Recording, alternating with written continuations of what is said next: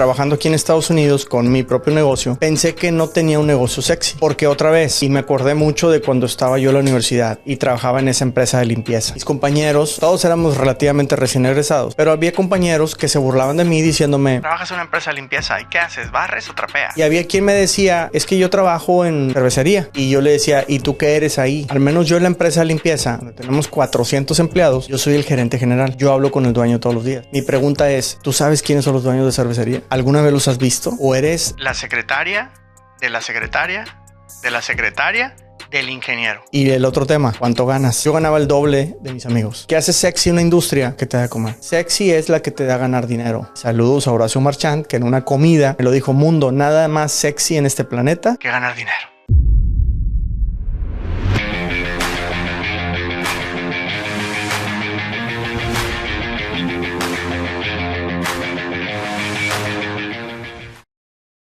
Bienvenidos nuevamente a Conquistadores de América, y estamos comprando América, digo, adquiriendo negocios, invirtiendo en negocios, y el día de hoy vamos a hablar de qué industrias estás buscando para tus próximas adquisiciones. Que este va a ser un formato un poquito diferente en el que yo quiero preguntarte a ti unas cosas más personales para dejar de hacerlo abierto, retórico, y bueno, ver cómo contestarías. Venga las interrogaciones. Pues, miren, en podcast pasados hablamos de la zona de genialidad, y yo te quiero preguntar sobre cuál es tu zona de genialidad y cómo la determinaste o cómo la descubriste. Lo que dijiste en la segunda parte me gustó más. ¿Cómo la descubriste? Más que encontrarla, creo que la vamos descubriendo. Y creo que no hay que estresarse en cuanto a que no tengo que ver cuáles son las variables. Bueno, ya hablamos de las variables. Hablamos de qué es lo que te apasiona, en qué eres bueno, en qué tienes conocidos. Entonces, no es como que hoy en la noche me voy a poner a hacer este análisis y ya lo defino.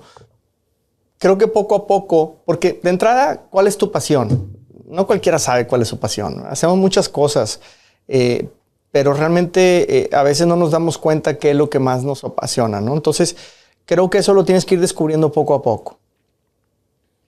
A mí me cambió la vida cuando empiezo a publicar en redes sociales. Me doy cuenta que una de las cosas que más disfruto es intentar ayudar. ¿Cómo? Con mi ejemplo, ¿no? Predicando. ¿En qué me equivoqué? Ojalá no se equivoque el que viene detrás de mí en lo mismo. Entonces, cuando empiezas a publicar, te vas dando cuenta también dónde eres muy útil. Entonces, descubro que, por ejemplo, en temas administrativos, temas contables, etcétera, yo no me creía bueno hasta que me audita primero el Estado, después el IRS en diferentes negocios. Y en ambos casos, de hecho me han auditado 3 veces en estos 22 años. En los 3 casos, el auditor nos ha felicitado. No hice yo todo solo. Sería, obviamente, ser muy mal agradecido con quien se ha involucrado con nosotros administrativamente. Primeramente, Gaby, mi esposa. Después, Rosy, que ya no está con nosotros, pero sí Alejandra, la nueva Alejandra. Todos los que han participado. Por ahí yo aprendí muchísimo también de mi tía Rosalinda, que nos asesoró muchísimo, nos inventó o nos creó procesos, etcétera. Pero llegamos a un punto en el que en las auditorías nos dicen: oye, estás excelentemente bien, te felicito, nunca había visto estos controles. Es más, yo nunca esperé en un negocio de este tamaño encontrar los controles que ustedes tienen. Mientras que no saliéramos afuera, no nos íbamos a dar cuenta. Recientemente platicamos con un contador muy exitoso, un despacho importante, y resulta que nosotros hacemos mejor las cosas que ellos, que tienen un montón de contadores dentro de su empresa y que a eso se dedican. Y ya lo viví con otro contador, con mi contador, entonces a todo el mundo le hemos venido volando la cabeza en el tema contadores, y descubro que soy muy bueno para eso. ¿Y de qué manera me puedo apasionar si yo le ayudo a esos contadores a encontrar pues recursos humanos, porque hay una gran escasez en Estados Unidos? Pues entonces me empiezo a apasionar porque le cambio la vida no nada más a ellos, sino también al que le consigo empleo. Entonces empiezas a encontrar pasión con dónde eres bueno, dónde tienes contactos, etcétera, ¿no? Entonces, eso es para darte un ejemplo de... Porque luego yo pienso que tengo 2 o 3 diferentes zonas de genialidades, ¿no? O que se pudieran unir. Pero básicamente está en resolver problemas en Estados Unidos con talento latinoamericano. Y el talento pueden ser productos, servicios, gente, etcétera. Creo que soy bueno para encontrar esas oportunidades y por ahí me quiero especializar, enfocar, invertir. Pero yo no lo sabía. Yo creo que la estás descubriendo todo el tiempo. Entonces, y también esa zona de genialidad creo que se puede mover con el tiempo. No es estática. Porque estudiaste algo nuevo, porque encontraste una oportunidad nueva, porque te apasionaste por esto nuevo.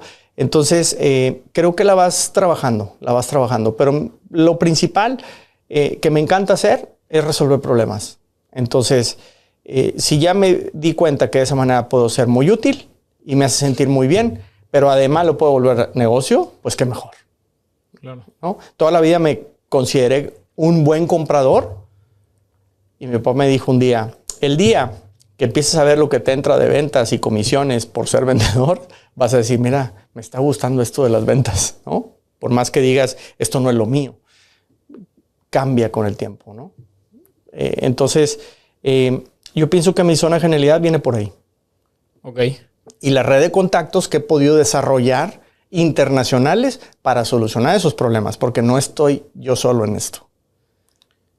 Ok, y bueno, hemos hablado de este famoso buy box, que es determinar ciertos criterios o ciertas cosas que buscas.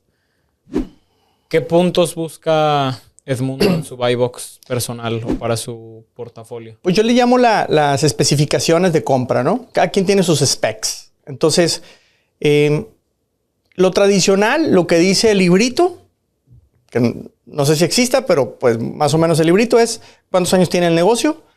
Negocios de muy pocos años no le entraría. Yo estoy buscando negocios arriba de 10 años, porque ya hemos hablado antes que ya has pasado por diversas crisis, ya has solucionado problemas, ya se te fueron empleados, ya contrataste otros, ya pasaste 2, 3 cositas que el que tiene apenas un año todavía no descubre o todavía no se enfrenta a ellos. Entonces traes una resiliencia. Ojo con esto, no significa que no me encante emprender algo nuevo. Me sigue volviendo loco las oportunidades de yo quiero arrancar algo nuevo. Creo que no está mal. Pero si vamos a comprar un negocio, que sea de varios años, ¿no? Y si se puede 10 o más, mejor. Número de empleados, más de 10 empleados, que va a ir relacionado con el nivel de ventas. Si tú estás vendiendo más de 1,5 millones, 2 millones, significa que tienes para pagar empleados. Si no, es que no. Si vendes muy poco, pero traes muchos empleados, entonces a lo mejor no son de tiempo completo, son parciales, a lo mejor la gente no está comprometida contigo, entre temas así, ¿no? Entonces yo me enfocaría a cuántos empleados tenemos. Entre más significa que está más delegada la operación, no dependes tanto del fundador. 10 empleados o más. Tercero, como mencionaba, las ventas, ¿no? ¿Por qué? Porque te genera recursos para poder pagar e invertir en gente. Y no nada más eso. Entre más ventas, en teoría, hay más cash flow, ¿no? O sea, tienes más efectivo, más ganancias, más utilidad tú como dueño. Entonces el cash flow, yo lo vería no como una cantidad en dinero, sino más o menos un porcentaje de las ventas y del valor que le están poniendo a ese negocio. Entonces, a mí no me gustaría adquirir un negocio que genere un cash flow de menos de, diría yo, 30 y tantos % del valor que le están poniendo. Es decir, yo no quiero comprar un negocio para recuperar la inversión en 10 años. Lo quiero recuperar en 2, máximo 3. Por ahí iría yo. Y los hay. Y los hay. Eso es un tema importante. Y ese cash flow tiene que hacer sentido con las ventas porque significa que son los márgenes que traes. El otro día me llamaba muchísimo la atención un negocio que vende 12, 13 millones de dólares al año, pero su margen neto menos del 7%. Entonces, ¡ay! Si se oye bien padre el nivel de ventas y lo vendían en 4 millones. O sea, tampoco así un dineral. Pero ¿cuánto genera en porcentaje? Trae márgenes bajos. Claro. O sea, habría que ver muy a detalle qué tanto le podemos eficientar la operación para ver si ese 7 lo hacemos un 12 por lo menos, por decir algo, ¿no? Y después ver qué tanto le subimos en ventas para que los fijos se vean más pues diluidos, digamos, entre el nivel de ventas. Pero no es lo mismo vender 2 millones y tener 40% de margen que vender 14 y nada más 5%, ¿no? Entonces sí hay un temita ahí que me parecía interesante. Me interesa mucho saber la concentración de clientes. Hace un mes preferí no invertir, no buscar la compra de un negocio, que el 45% de sus ventas eran para un cliente. Porque me da miedo que el cliente se vaya si el dueño actual no está. Sí. Que yo no le caiga bien, se va. 45% menos de ventas de un día para otro. No está nada sencillo. Entonces ahí me parecería bien interesante analizar esa concentración. Me gustan mucho los negocios que no es tanto business to business, sino que vas a consumidores y no dependes de uno solo. Se te pueden ir 2, 3 clientes, no pasa gran cosa. Duele, pero no pasa gran cosa porque tienes otros 97. Claro. No es lo mismo tener 5 clientes nada más. La industria. Y ahí me parece que hay un tema bien importante porque te puede cumplir todos los requisitos de números, pero la industria a lo mejor no hace clic para ti.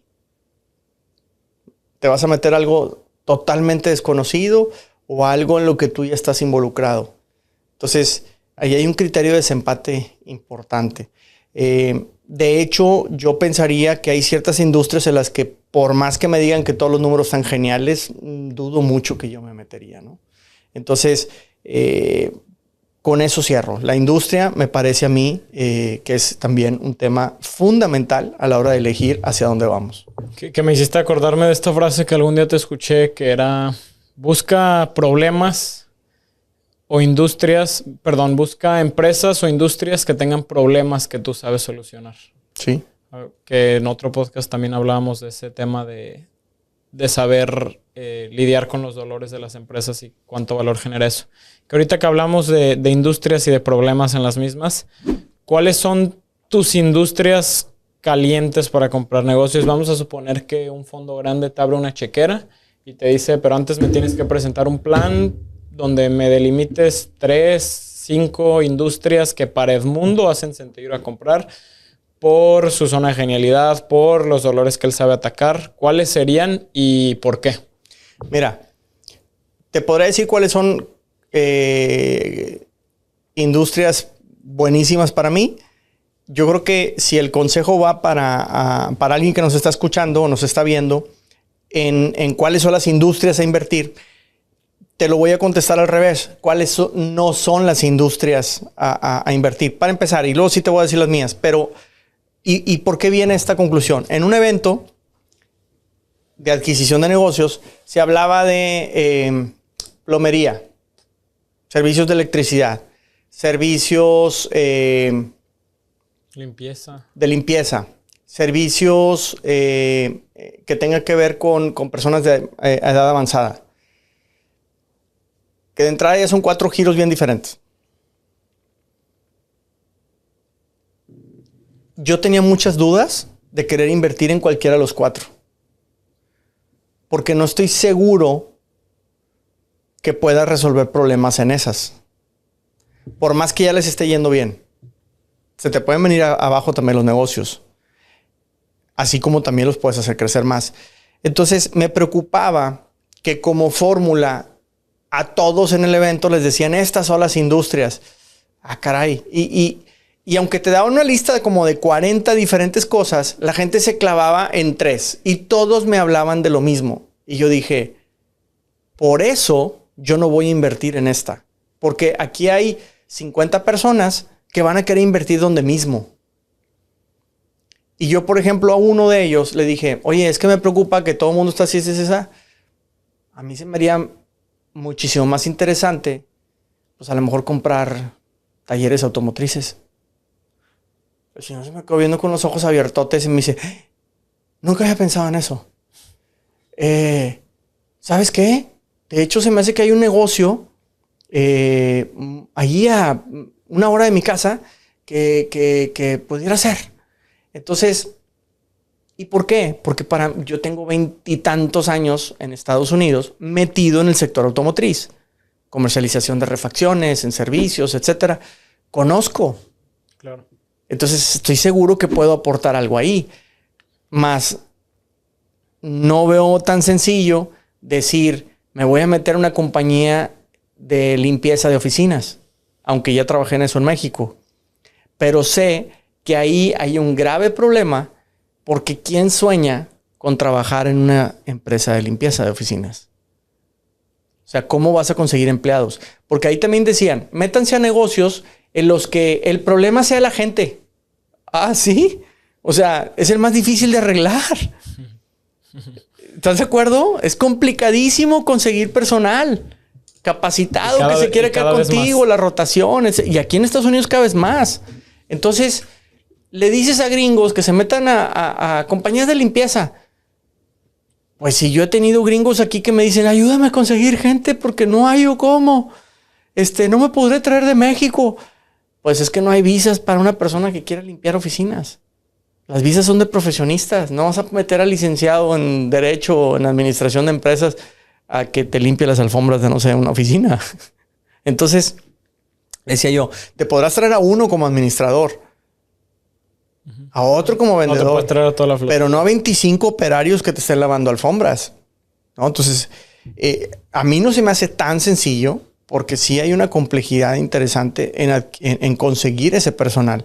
Entonces, pienso que las industrias calientes no van a ser ni siquiera las mismas para todos. Debe hacer sentido para ti, ¿no? Entonces, las mías, ¿cuáles son?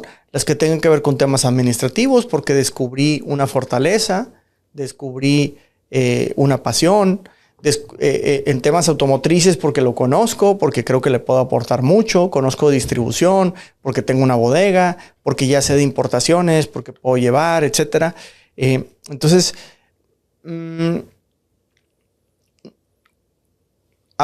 invertir en una casa de retiro ya se me hace más complejo. Porque aunque yo pudiera ayudar a conseguir enfermeros en México para traérnoslos, lo cierto es que no he conseguido alguna autoridad universitaria que nos dé el papelito con el que se inicia el procedimiento para certificar a esos muchachos, a esos enfermeros o enfermeras, para poder sacarles después una visa. Entonces, mientras yo no tenga el contacto del rector que me haga caso y que me firme, pues entonces yo no me metería en esos temas porque sé de la grave escasez de personal que hay en la atención geriátrica. Entonces, si no lo puedo resolver, ¿para qué me meto? Por más que los números digan que está wow ese negocio. Entonces, sí buscaría las que hagan sentido para ti, ¿no? Importante, pues a lo mejor un negocio que no sea reemplazable tan fácilmente por tecnología o por inteligencia artificial, quizá.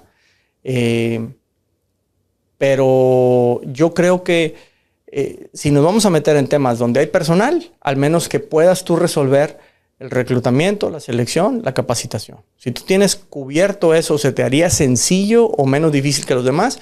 Entonces sí. Entonces sí. Ok. Oye, y otra pregunta un poquito abierta, pero quiero encontrar cómo la abordas o cuál es el ángulo que tomas. Para Edmundo, ¿qué vuelve sexy a una industria? Por muchos años, trabajando aquí en Estados Unidos con mi propio negocio, pensé que no tenía un negocio sexy. Porque otra vez, y me acordé mucho de cuando estaba yo en la universidad y trabajaba en esa empresa de limpieza.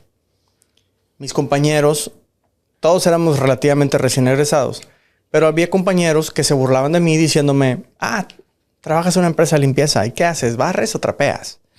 Y había quien me decía, es que yo trabajo en cervecería. Y yo le decía, ¿y tú qué eres ahí? Al menos yo en la empresa de limpieza, donde tenemos 400 empleados, yo soy el gerente general. Yo hablo con el dueño todos los días. Mi pregunta es, ¿tú sabes quiénes son los dueños de cervecería? ¿Alguna vez los has visto? ¿O eres la secretaria de la secretaria de la secretaria del ingeniero? Entonces, y el otro tema, ¿cuánto ganas? ¿Cuánto gano? Entonces, yo ganaba el doble de mis amigos en una empresa de limpieza. Entonces, para concluir, ¿Qué hace sexy una industria? La que te da de comer. En la que estás. Yo creo que lo más importante, más que decir, es que está en redes sociales súper famoso y todos nos vamos a meter ahí, yo diría es, sexy es la que te da a ganar dinero. Y saludos a Horacio Marchand, que en una comida me lo dijo, mundo, nada más sexy en este planeta que ganar dinero. Entonces, si tú ganas dinero en esa industria, eso es sexy. Claro. Y yo le complementaría, sexy sería una industria que te divierte, que disfrutas estar en ella. Entonces, a lo mejor ofrecer servicios de reparación, de no sé qué cosa, no será sexy. Pero tengo 22 años con un negocio que me ha dado ganar, que me ha permitido viajar, conocer muchas cosas y emprender N otras más. Y el negocio ahí sigue. Entonces se volvió sexy. Y si lo volví divertido y me empecé a entretener con él, pues yo cuando voy no siento que trabajo. La verdad, juego en mi negocio. Entonces, más sexy que eso, no encuentro otras cosas. Entonces, para mí eso es sexy. Para ti, otra cosa va a ser sexy. Claro, por supuesto. Obviamente, si ganas dinero. Si no, pues no hay nada de sexy, ¿no? Claro. Las top model nunca las veo subirse a un modelo 74, 83, todo deshaciéndose, ¿no? Siempre las ponen en los carros bonitos. Para los carros bonitos necesitas dinero. Ok, me gusta la respuesta. Y ahora, siguiendo con este ejemplo donde llegó un fondo grande y te dio dinero para ir a buscar estas industrias que son calientes y son sexys para ti. Más adelante vamos a profundizar en el tema de cómo se buscan los negocios ya en el sentido técnico de si es por medio de un broker, si voy y toco puertas, si abro Google y pongo negocios en venta. Pero siguiendo esta lógica de cómo tú llevarías a cabo este ejercicio de ir a comprar una serie de negocios, irías a buscar negocios listados donde ya conoces la información de antemano y ya sabes que el comprador, que el vendedor pues está buscando salirse del negocio, o por lo contrario irías a buscar negocios no listados con todo lo que eso implica. ¿Y por qué? Mira, hay de las dos. Yo creo que hay oportunidades de ambos lados. Porque si te vas a un negocio listado, al menos ya tienes cierta información preliminar que se publica en las mismas páginas donde tú vas a ir a comprarlo, ¿no? Donde se ofrecen. La ventaja es que el que se ofrece, en teoría, es porque ya tiene la intención de vender. Entonces, pudieras encontrarte de repente casos de desesperación, casos de me urge, casos de etcétera. Por otra parte, esos que se anuncian, no todos, pero la mayoría, pues los puso ahí un broker.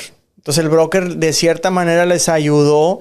Es como cuando vas a vender una casa. Si tú sabes, si te toman a ti como broker, como agente de bienes raíces, y tú le quieres poner un precio de $10 millones a tu casa, el broker te dice, oye, espérame, pero estás en un sector donde las casas valen 400,000.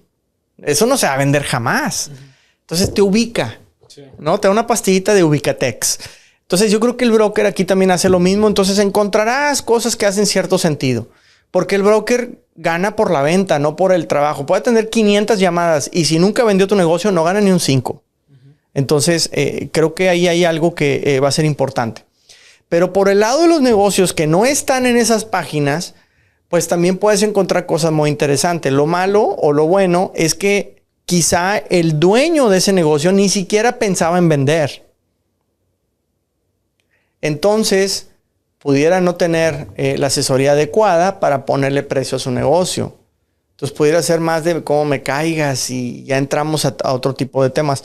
Pero también puedes encontrar oportunidades muy interesantes en tu entorno, ¿no? Entonces, la mayoría de los negocios en los que yo me he metido, pues no ha sido buscando una página web. Ha sido porque han estado en mi entorno y porque yo, con mi espíritu emprendedor y de que quiero crecer y quiero vender más y generar más empleos y mil cosas, más oportunidades, pues me he metido. Pero siempre ha sido a negocios no listados. O sea, también hay un mundo de cosas que se pueden obtener. Yo creo que no hay una respuesta correcta. Creo que las dos puede haber cosas muy interesantes. Lo mejor de todo es que haga sentido. La información que te están dando, que empiece a hacer sentido. Decía un amigo, Si ves que tiene pico como pato, si tiene la cola como pato, las patas como pato y camina como pato, pues lo más seguro es que sea un pato, ¿no? O sea, entonces, pues que te haga sentido. Claro. Eso me parece a mí es lo más importante, más que si están o no listados en una página web. Ok. Bueno, y ya te pregunté cuáles industrias te gustan, pero lo que sí tengo claro es cuáles no te gustan, porque lo has dicho, me has hablado de retail, me has hablado de restaurantes como industrias que para Edmundo no son atractivas. ¿Por qué para Edmundo no son atractivas? Aparte de lo que ya sé que son que son giros que tú no conoces o no has participado en. Pero aparte de esa respuesta de entrada, ¿qué hace que no te gusten esos dos negocios o esas dos industrias? El retail me preocupa porque normalmente lleva muchos inventarios perecederos. Y puede ser moda, puede ser alimentos, ¿no? Pero tiene caducidad. Si no lo vendes rápido, adiós. Entonces no es lo mismo, por ejemplo, una autoparte donde pues esa pieza de aquí a que quede obsoleta dura años, ¿no? Si vendes frutas, pues son días, ¿no? Si vendes ropa, quizás son semanas. Sí. Entonces me preocupa la caducidad. Entonces creo que hay mucha merma ahí y requiere un trabajo de marketing constante, como todo negocio, pero ahí creo que es todavía más excesivo y pues no lo conocemos. Y algo que comparten tanto, pienso yo, el retail con el restaurante, con los restaurantes, es la falta de recurrencia.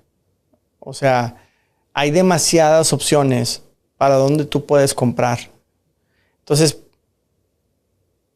en 2 meses, tú, Diego, ¿a qué restaurante fuiste más de 2 veces? Solo un par. O sea, entonces... Mis favoritos y ya. Claro, y son tus favoritos. Y cuando abro uno nuevo, pues voy y lo visito, entonces... Y son tus favoritos y aún así no vas ni siquiera una vez al mes. O sea, decir, al año voy a ir 12 veces. Es complejo. Los restaurantes muy intensivos en mano de obra. Siento que están muy también sujetos a la moda. Entonces, si algún restaurante se puso de moda, adiós los demás. Entonces, ¿cómo volver a poner de moda un restaurante? No está nada sencillo. Entonces, se me hacen complejos. Ahora, el problema que yo tengo, y no por nada traemos un poquito de más, pues me encantan los restaurantes. Y como me encantan, pues voy a muchos diferentes. Entonces, me enamoro mucho de muchos restaurantes y a todos los veo súper bien. Entonces, ya hay un tema importante de... No voy a saber cómo diferenciarme tan fácilmente. Y el otro punto, para cerrar, los dos tienen gastos fijos altísimos. Normalmente son rentas muy altas por estar en ubicaciones premium. Entonces, quizá 1 o 2 semanas de ingresos son nada más para pagar la renta del lugar. Entonces, ahí eso no me gusta. Me gustan los negocios con gastos fijos bajos y variables más altos, pero variables. Ok, interesante. Y ahora, me gustaría que me des un poco de profundizar en las herramientas que utiliza Edmundo y en qué sentido. Hemos hablado en las primeras entregas de podcast de timing, de acompañar el análisis cuantitativo con un análisis más cualitativo, pero no quiero que se quede solo en la idea, sino en cómo tú mides el timing de un negocio como ingrediente esencial para el éxito del mismo cuando ese negocio lo quieres adquirir. ¿Y a cómo me refiero? A vas y haces un estudio de mercado, buscas en YouTube, no sé, haces un FODA. Estoy divagando con ideas, pero me gustaría saber cómo Edmundo haría un análisis del timing de un negocio antes de adquirirlo. El timing pienso que te lo da la experiencia. Y dándote un ejemplo en el tema automotriz. Hace muchos años había un fabricante, el dueño de la fábrica me decía, en tiempos de crisis no va mejor. Dices tú, ¿por qué? Es tan sencillo como que nadie compra carros nuevos. Mejor reparan el que tienen, porque sus ingresos están restringidos. Entonces la venta de autopartes aumenta cuando hay crisis. Me lo dijo hace muchos años. En COVID yo lo viví. La gente no compraba carros de inicio.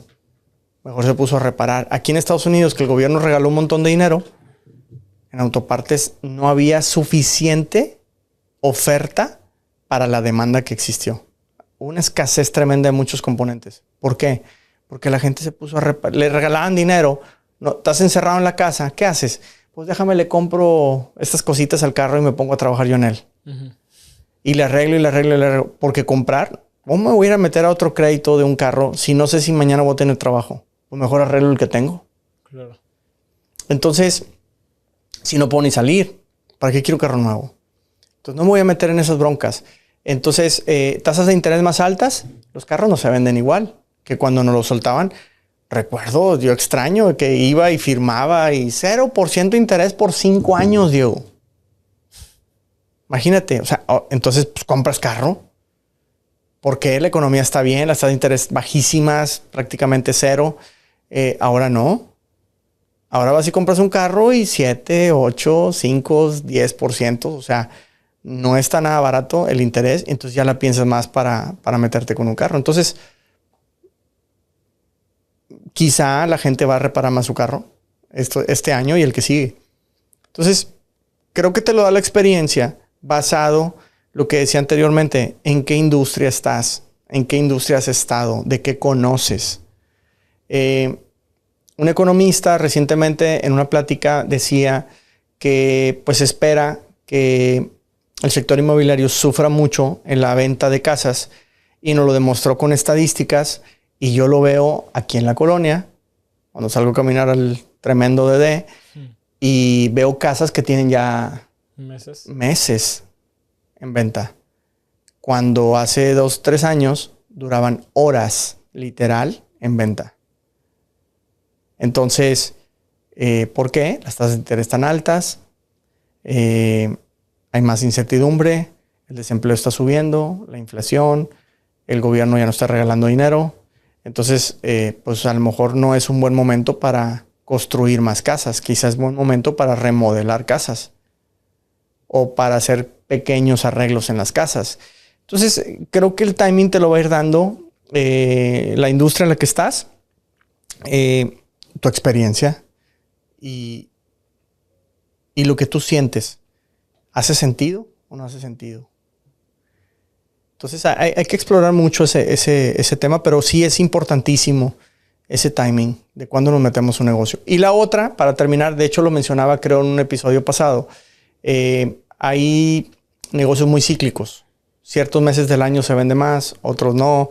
Entonces, si tú vas a adquirir un negocio en temporada baja, pues que sepas que necesitas un capital adicional para aguantar para cuando vengan las vacas gordas, porque estás en vacas flacas. Ahorita que me acordé de vacas, aquí tengo el libro de Purple Cow, uno de mis preferidos. Pero sí es importante esos ciclos, ¿no? Si vas a comprar un negocio de e-commerce que la revienta en Navidad, pues bueno, ¿cuándo lo vas a comprar? ¿En enero? ¿Cuando ya pasó la temporada? ¿Y vas a aguantar hasta finales de año o no? O sea, ese timing puede ser de años, puede ser de meses, ¿no? Ok. Oye, y ahorita que te pregunté sobre las industrias que no te gustan, pues comparten esta peculiaridad de que no son negocios que necesariamente tienen un ingreso recurrente. En retail, pues es raro ver un ingreso recurrente, en restaurantes mucho menos. Y tú me has mencionado varias veces que te gustan los negocios con un ingreso recurrente. Veo que en tus negocios aplicas o apelas a modelos de membresías o de otro tipo de modelos de negocio que van hacia generar este ingreso recurrente. Y te quería preguntar, para Edmundo, ¿por qué es tan importante el ingreso recurrente en los negocios que adquiere? O porque cuando va y mete mano a un negocio busca implementar el tema de ingreso recurrente. Sí, es que la recurrencia te da certidumbre. Puedes planear. Y te voy a dar un ejemplo. En un negocio nuestro, tradicionalmente nuestros clientes eran todos locales. 90%. El año pasado crecimos 30% las ventas, pero yo estoy seguro que ese 30%, el 90% era fuera de Houston. Entonces, muy padre que subimos las ventas, pero no van a ser ventas recurrentes. Un negocio o un cliente de Florida que viajó a Houston para que nosotros lo atendiéramos, no lo va a hacer cada mes. Claro. Entonces, me agrada que crecimos, pero me ocupa, por no decir que me preocupa, me ocupa el que tengo que conseguir más de esos, pero también cómo le hago para de alguna manera seguirle vendiendo algo a esos que vinieron por primera vez y que sé que difícilmente van a volver en un año. Entonces, no me permite hacer planeaciones alegres de decir, es que yo ya brinqué a este nivel. Sí. Entonces, al no ser un ingreso recurrente, me implica que no puedo bajar la guardia. Nada de que ya con ese 30% yo ya me retiro y ya sé que de aquí en adelante el negocio va a estar súper bien. No, el esfuerzo es constante. Y hay negocios muy nobles que le echas ganas, sube las ventas, pero también te cobran cuando no lo haces. Entonces, un negocio que tienes contratos en el que le vas a hacer un servicio cada mes por 12 meses, pues ya al menos sabes que tienes una venta por 12 meses, aunque sea más pequeña, pero ya la tienes. Entonces, desde hace muchos años, en donde no encuentro recurrencia, nosotros hemos trabajado en crear sistemas o programas de fidelización, en buscar recurrencia, en buscar membresías, etcétera, porque pues necesitas planear. Y cuando hablaba de los ciclos de los negocios, este negocio en particular también se muere de Thanksgiving a febrero. Y me pasó varios años que toda la utilidad que íbamos del año acumulada, en 2 meses se iba. Oye, a la hora de la declaración, hubo pérdida. ¿Por qué? Se murió el negocio esos días. Entonces, si tú traes recurrencia, ya al menos sabes que esos meses no se van a morir, que traes todavía algo para pagar. Y casualmente, aunque no existan los aguinaldos en Estados Unidos, se gasta mucho en diciembre igual. No olvides revisar el link que está aquí en la descripción si quieres aprender más de inversiones y adquisiciones en Estados Unidos. Ok, hablaremos de eso más adelante y ahorita quiero retomar un punto que tocaste, que es el de los ciclos de los negocios. Obviamente habrá diferentes teorías que te hablen de los ciclos, pero tú en particular me has platicado una que son 4 puntos en el ciclo de vida de un negocio. ¿Cuáles son esos 4 puntos? Bueno, ahí ya no le estás hablando la de temporalidad, digamos, de un negocio, sino ya en la vida del negocio. Pues son 4, yo lo diría en 4 etapas, ¿no?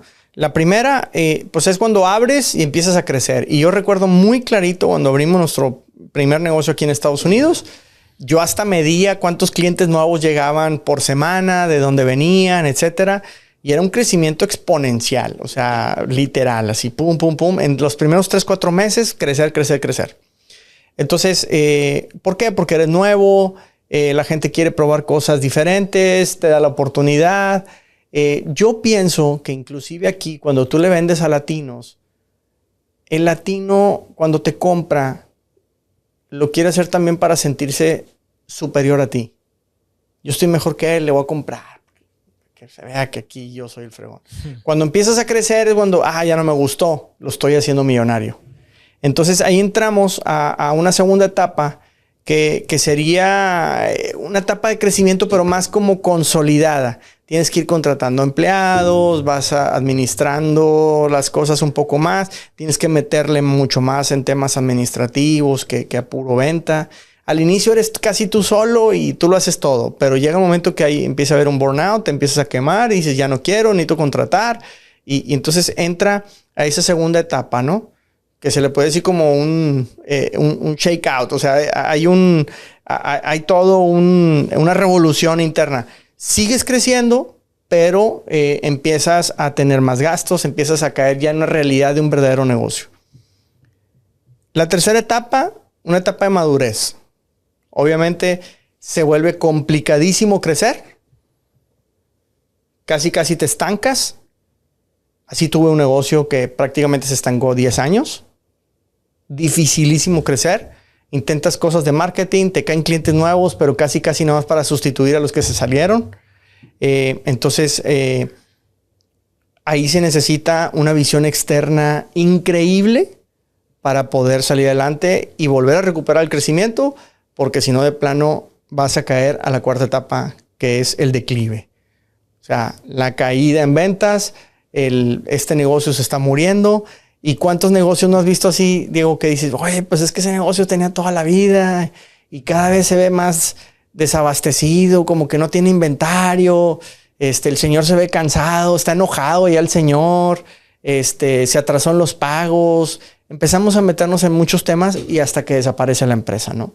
Entonces, qué importante es identificar en qué etapa estamos para que cuando empiezas a madurar, veamos la manera de cómo volvemos a innovar en ese negocio, lo volvemos a reinventar y que vuelva a crecer. Lo importante es que tienes una base. Tienes recursos humanos, tienes recursos financieros, tienes un historial crediticio, etcétera, y ojalá no se pierda. También en tu adquisición de negocios sepas, pues no.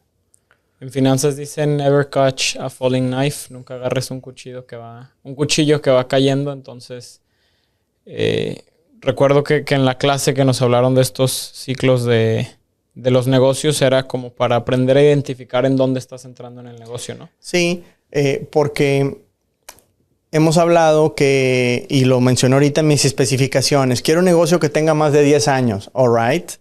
Y si está en pleno declive porque ya tiene más de 10 años. Uh-huh. Entonces tenemos que saber si ya va para desaparecer o no, tiene 10 años, pero pues este negocio apenas llegó a su estado de madurez. Y yo voy a poder meterle más marketing, yo voy a poder meterle innovación y bla, bla, para darle un crecimiento a una segunda etapa, como si fuera un renacer, por así decirlo. Que siempre que hablamos de adquisición de negocios, pues uno tiene por lo menos la intención y la creencia de que tiene la capacidad de hacerlo crecer. Más allá de eficientar, más allá de eso. O sea, ahorita esta pregunta que te voy a hacer va dedicada al tema de crecimiento, dando o haciendo un poco a un lado el tema de eficiencias, administración, llevar cosas offshore, que ya hemos hablado y son estrategias que profundizaremos más adelante. Pero, ¿cuáles son las 3 maneras, así en términos simples, de crecer un negocio? Yo entro, adquiero un negocio, ¿cómo lo crezco rápido? Estas son 3 maneras para hacer crecer un negocio. Número 1. La más sencilla, conseguir más ventas. ¿A qué me refiero con esto? A conseguir más clientes nuevos, ¿no? Entonces, ya sabes cómo está la cartera actual, ya sabes a qué te dedicas. Hay que ver si a los productos, a los servicios que ya ofrece este negocio, podemos atraerle nuevos clientes. Entonces, ahí hay que meterle, pues, publicidad, una buena estrategia de publicidad, etcétera, para atraer nuevos clientes. ¿Cómo llamamos la atención? Entonces, más ventas, entendiéndose por más clientes. Uh-huh. Número 2, algo a lo que le sacamos todos la vuelta. Somos unos cobardes en los negocios. Los dueños de negocios muchas veces nos acobardamos. Aumentar precios. Todos le tenemos miedo a subir precios. Pero esa es una manera de incrementar los ingresos del negocio. Cuando tú incrementas precios, pierdes clientes. La pregunta es, ¿qué tan elástico es tu industria, tu negocio, tu producto, tu categoría, para ver qué tanto aguantas? Te voy a contar una anécdota ahorita que me acordé. Hay un negocio en el que cada año perdíamos dinero por incobrables. Y pues esas ventas o esos resultados alegres que teníamos cuando hacíamos la declaración de anual y analizábamos, oye, es que todo esto es incobrable. Bueno, pues ni modo, pérdida. Entonces trabajamos todo un año para perder lana. Entonces yo dije, número 1, primero ya no vamos a recibir cheques. Porque empezó a haber una época aquí en Estados Unidos, aquí se sigue usando el cheque. Uh-huh. Pero empezó a haber una época que llegaban muchos cheques calientes, le llaman aquí, ¿no? De hule. No recibamos cheques. Perdimos 10% de los clientes. No, es que si no te pago con cheque ya no voy ni contigo. No vengas. No aceptamos cheques. ¡Pum! Se cayeron 10% de las ventas. Después, número 2, no más crédito. A nadie le vamos a dar crédito. No me importa si es mi amigo, mi hermano, mi primo. A nadie se le da crédito en este negocio. ¡Pum! Se fue otro 15% de las ventas. 25% de las ventas abajo. Ese año cerramos con números negros. Por primera vez en 4 o 5 años. De cierta manera, lo que hice fue incrementar precios. Y la tercera acción que tomamos fue, subamos precios. Basta. O sea, nos la pasamos quejando. No, la gente no nos valora y que está bien barato todo allá afuera y que no sé qué. Ni modo, subamos precios. Entonces, veamos la manera de cómo subimos precios. Yo tenía la costumbre de sacar una oferta mensual. La gente llegaba, ¿qué onda? ¿Cuáles son las ofertas de este mes? Descubrí que las ofertas nunca incrementaron mis ventas y lo único que hacía era, como dicen los gringos, dejar dinero sobre la mesa. ¿Por qué? Porque la gente que venía conmigo a comprarme este producto cada mes, cuando había una oferta me compraba lo de 3 meses. ¿Qué hice? Le di más barato lo mismo que él va a comprar. Yo entendí que el bajar el precio no aumentaba la demanda del mismo. Entonces, ¿y para qué le bajas el precio? Al contrario, tenemos que subirlo. Entonces empecé a tener reuniones con mi equipo para decirle, ¿cómo le vamos a hacer para subir el precio? La junta de hoy es para ver cómo hacemos para subir precios. A ver qué nos inventamos. Pero el precio lo vamos a subir 10% este mes. Ganarte el derecho, como diría Wallace Gossi. Sí, ganarte el derecho a vender más caro. Entonces, aumentar precios es una manera que no hacemos normalmente. De hecho, muchas empresas que me buscan que quieren hacer negocio en Estados Unidos, Edmundo, yo quiero vender. ¿Por qué? Porque yo estoy más barato. Forget it, no quiero trabajar contigo, ni me hables, no te conozco. ¿Por qué? Porque de entrada no eres más barato. Es mentira. Y segundo, qué flojera. Y yo siempre le digo a la gente, es lo mejor que puedes hacer. O sea, ya es tu estrategia de diferenciación, tratar de ser más barato. No lo vas a lograr. Nunca lo he logrado yo. No creo que tú sí puedas. No creo que tú seas mejor que yo. Y no porque me sienta superior. Simple y sencillamente porque ya lo intenté como 50 veces. Nunca pude. ¿Tú en tu primera vez home run con la casa llena? No creo. Entonces, qué flojera que no tengas creatividad suficiente como para encontrar otro diferenciador que bajar el precio. Subámosle. Mejor vamos a intentar subiéndole. De cualquier manera no vendes. Bajándole, pues mejor vamos a intentar subiéndole. Entonces, aumentar precios es la segunda manera de hacer crecer un negocio. Y número 3, venderle más a los clientes ya existentes. Entonces ahí es donde entra el marketing. Que ahí tengo el libro también. Esto es marketing. Entonces, marketing es crear productos y servicios para las necesidades del cliente. Entonces, no es publicidad. Marketing nace desde la creación misma de un producto o un servicio. ¿Qué problemas tienen tus clientes? Para ver qué más les puedes vender. Ya tienes su confianza. Cuando tú llegas y le dices, oye, ya hago este otro servicio. Fabuloso, porque ya te conozco. El 100% no te va a comprar. Pero si el 20% te compra, tus ventas subieron 20%.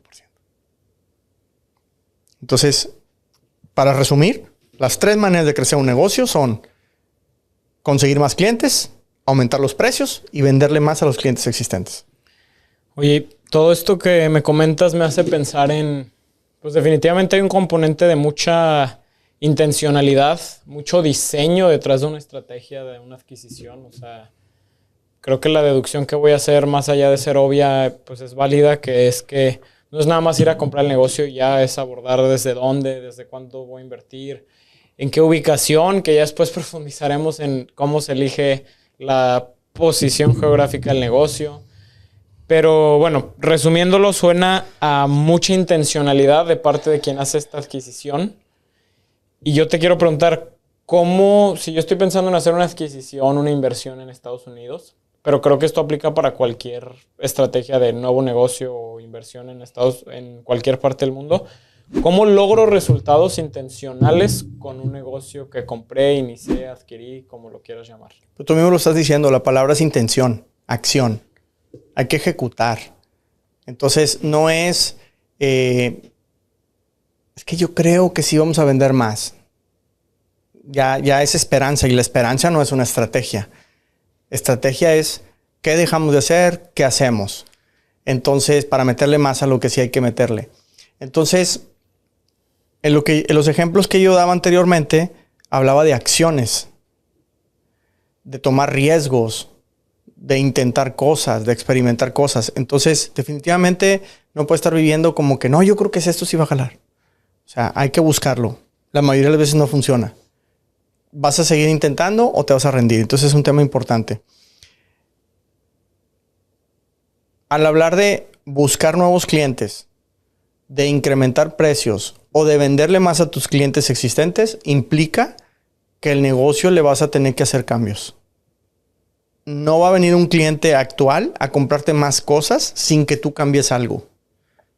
No vas a aumentar precios nada más porque tú dijiste, sino porque realmente lo justificaste para que el cliente vuelva y te lo pague. Y tercero, no vas a conseguir nuevos clientes si no tomas una acción, si no cambiaste algo en ese negocio. Desde la publicidad, desde el marketing. O sea, yo lo veo como iterar en Facebook Ads. ¿Cambiaste la audiencia o seguiste haciendo lo mismo? Si siempre le sigues dejando la misma audiencia al Facebook Ads, no vas a llegar a las personas de otra ciudad, vas a llegar a las mismas, siempre. Entonces tienes que hacer un cambio. Eso me parece a mí importantísimo. Y por último, tenemos que entender que el proceso o las ventas de un negocio es un proceso, no es un evento único. No es, le voy a meter toda la galleta este fin de semana a un evento, voy a levantar las ventas con ganas y ya de aquí en adelante ya fregué. Te decía yo, el año pasado le crecimos 30% a las ventas de un negocio. ¿Y qué implica? Que este año tengo que hacer algo más y diferente de eso para seguirle subiendo. Porque si no, se me va para abajo. Ni siquiera me voy a quedar donde mismo. Voy a bajar. ¿Por qué? Porque eran clientes no recurrentes los que llegaron. Qué bueno, me entraron muchas ventas. Me ayudó muchísimo a todo dar. Pero ¿cómo le hago para que vuelvan y me compren más? ¿Cómo le hago para que ellos me recomienden más? ¿Cómo le hago para venderles algo adicional que yo no vendía? Entonces tenemos que actuar en consecuencia. Un negocio tradicional, yo por ejemplo estoy metiendo e-commerce para que el que vino de no sé dónde por e-commerce me pueda comprar otras cosas. De otra manera, hasta dentro de 3 años a lo mejor no vuelve. Hasta el fierro. Entonces está complicado. Entonces definitivamente es un proceso constante en el que puedes tomar malas decisiones, habrá que corregir y seguirle, pero no es una sola vez. Y no es de que es que el año 1974 me funcionó esto y siempre vamos a hacer lo mismo. El mundo ya cambió, hijito. La empresa tiene que cambiar también. Entonces, intención. Si quieres generar más ventas, si quieres resultados intencionales, de hecho hoy leía en un libro, si quieres resultados extraordinarios, pues ¿qué tienes que hacer? Acciones extraordinarias. Lo mismo, ¿quieres resultados? Tienes que tener la intención de tener esos resultados. Acciones. Ok, pues ahora sí que en este nuevo formato de más entrevistas y a ti, quizás un poquito menos técnico, más herramientas y aplicaciones de lo técnico que ya venimos hablando. Antes de cerrar el podcast, me gustaría que me cuentes cuál va a ser el caso de estudio, el ejemplo que nos vas a dar hoy, como es costumbre. Pues me gusta compartir. Como decía hace rato al inicio, mi zona de genialidad es compartir. Es ayudar al que viene detrás. Bueno, pues entonces les voy a platicar un caso. Había prometido hablar de un negocio que adquirí gratuito. Yo tenía una distribución local. Vendía unos productos mexicanos aquí en Houston. Y entonces empecé a tener la relación con la fábrica, un poco espinosa con el personal que atendía a Estados Unidos, pero buena con el dueño, el director general, etc. Entonces, de a poquito me voy enterando que su oficina en Estados Unidos pues no vendía lo necesario para tener rentabilidad. Tenían clientes, sí movían algo de producto, pero no lo suficiente. Y aquí, de casos como este, conozco varias empresas importantes que nunca ganaron dinero en Estados Unidos. Esta en particular, resulta que yo sí empiezo a crecer. Cada vez un poquito más, porque yo estaba muy cercano al usuario final, al consumidor final. La estrategia que tenía la empresa, hablando de cambiar cosas, ellos no querían cambiar. Y la oficina de Estados Unidos le quería vender solamente a grandes mayoristas. Pero no le vendían a ninguno. Entonces, pero no querían cambiar. Y yo me dediqué a todo lo que ellos no querían. Y empecé así y poco a poquito a crecer. Meterme en la fase de crecimiento de los negocios.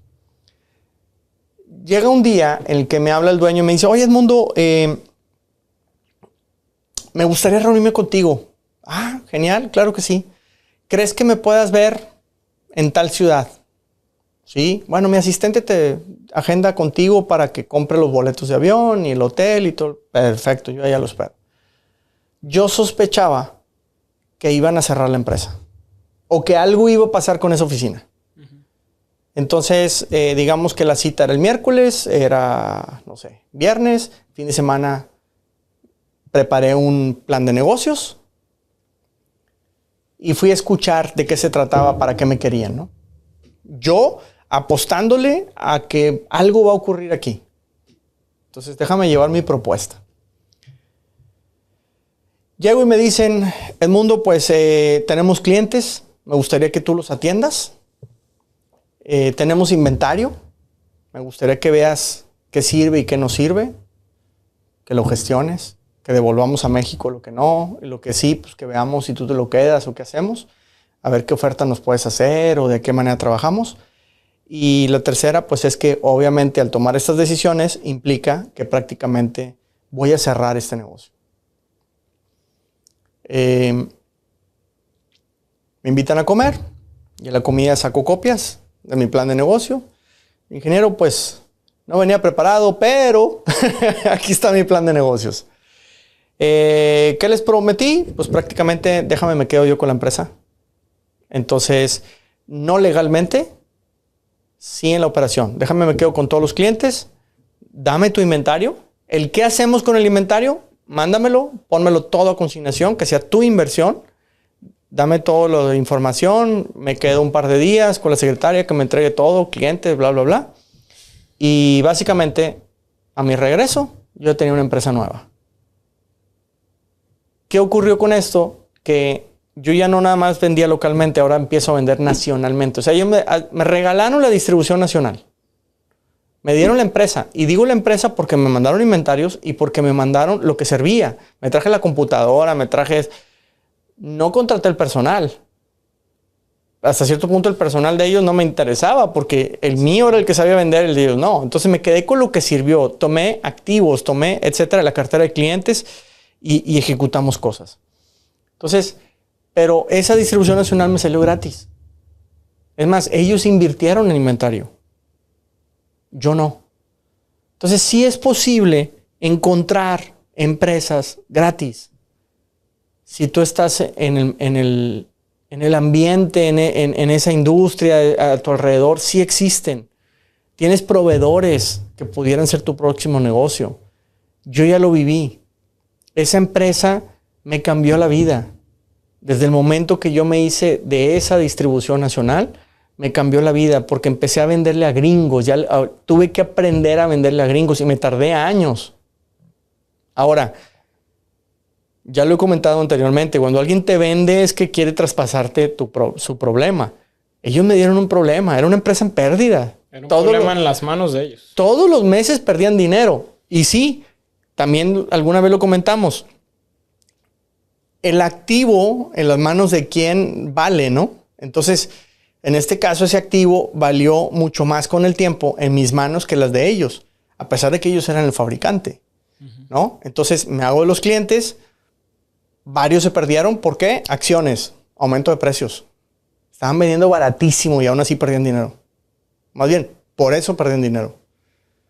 Vas a creer que hice un estudio cliente por cliente.